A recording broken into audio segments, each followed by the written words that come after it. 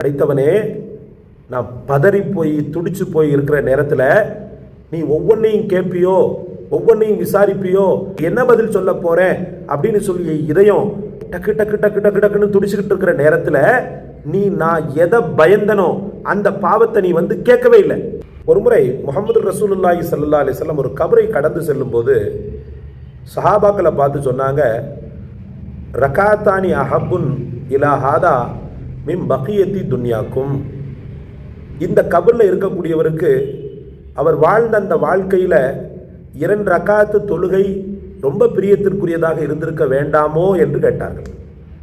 அப்போ நம்ம என்ன விளங்குறோம்னு சொன்னால், இந்த உலகத்தின் வாழ்க்கையில் உள்ளத்தின் பிரியத்தின் உச்சத்தில் இருக்க வேண்டியது தொழுகையை தவிர வேறு எதுவுமாக இருக்கக்கூடாது என்பதை இந்த ஹதீஸ் பொட்டில் தெரித்தால் போல உணர்த்துகிறது. சகோதரர்களே, தன்னுடைய ரப்பின் திருமுகத்தை பார்த்து கவலை இல்லாமல் சொர்க்கத்துக்கு செல்லக்கூடிய அந்த ஒரு பாக்கியம் யாருக்கு அப்படின்னு சொல்லி பார்த்தீங்கன்னா, தொழுகையில் பர்டிகுலராக நேர மேலாண்மையை மேற்கொள்ளக்கூடியவனுக்கு மட்டும்தான் அல்லாஹ் நசீபை ஏற்படுத்துகிறான். வேற யாருக்கும் அந்த இதை கொடுக்கறது இல்லை.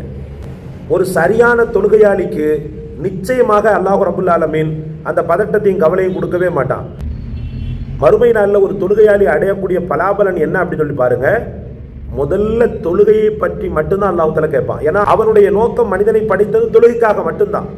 அப்போ முதலாக தன்னுடைய நோக்கத்தை தான் அல்லாஹ்வுத்தாலா கேட்பான். ஒன்று இந்த நோக்கத்தில் படைச்சிருந்த அந்த நோக்கத்தை நீ சரியான முறையில் நிறைவேற்றி தந்தியா அப்படின்றது தான் ஃபர்ஸ்ட் கேள்வியாக இருக்கும். சகோதரர்களே, அதில் சரியாக இருந்துட்டான்னு வச்சுக்கிறீங்களேன், அல்லாஹு அக்பர். வாழ்நாள் பட்டோலை இருக்கிறது தெரியுமா? அந்த வாழ்நாள் பட்டோலை அல்லாஹ்வுத்தாலா சில இடத்துல கண்டும் காணாமலும் என்ன செய்வான், புரட்டுவான். அதில் அந்தரங்க பாவங்களும் இருக்கும், பெரும் பாவங்களும் இருக்கும். அவன் கரத்தி விடுறதுல அந்தரங்க பாவங்களும் இருந்திருக்கும், பெரும் பாவங்களும் இருந்திருக்கும். அல்லாஹு அக்பர். மலக்குகளை அவனை உயர்ந்த சொர்க்கத்திற்கு அழைத்து செல்ல சொல்வான்.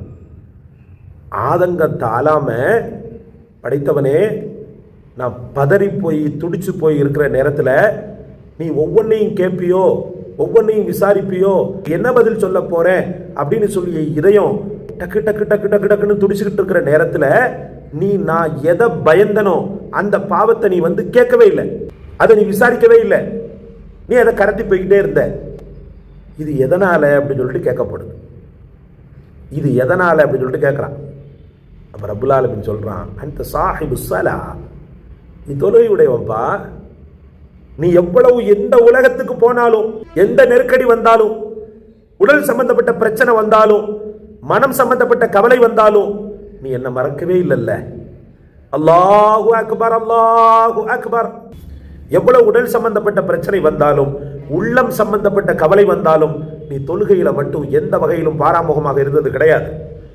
அல்லாஹு அக்பர், அல்லாஹு அக்பர், அல்லாஹு அக்பர், அல்லாஹு அக்பர், அஷ்ஹது அல்லா இலாஹ இல்லல்லாஹ். இறை முழக்கத்தை நீ கேட்கும்போது, என்னுடைய அழைப்பை நீ கேட்கும்போது உன் உள்ளம் துடிக்கும். தொழுகையின் பக்கம், தொழுகையின் பக்கம் உன் கால்கள் விரைந்தது. அப்படி என்ன பண்ண?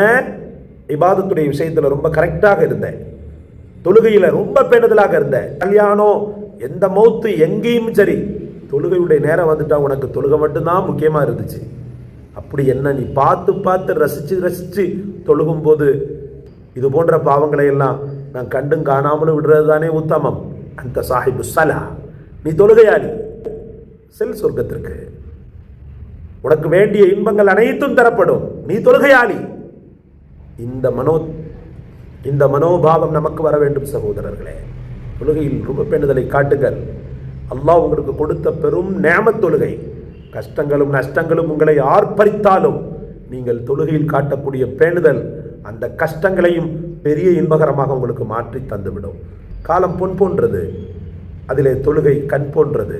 அல்லாஹ் உங்களுக்கும் எனக்கும் தௌஃபீக் செய்வானாக. இந்த காணொளி பிடித்திருந்தால் லைக் செய்யுங்கள், ஷேர் செய்யுங்கள், கமெண்ட் செய்யுங்கள், சப்ஸ்கிரைப் செய்யுங்கள். மக்களுக்கு ஏற்றி வைத்து அவர்களையும் தொழுகையாளிகளாக மாற்றுங்கள். அல்லாஹ் தௌஃபீக் செய்வானாக.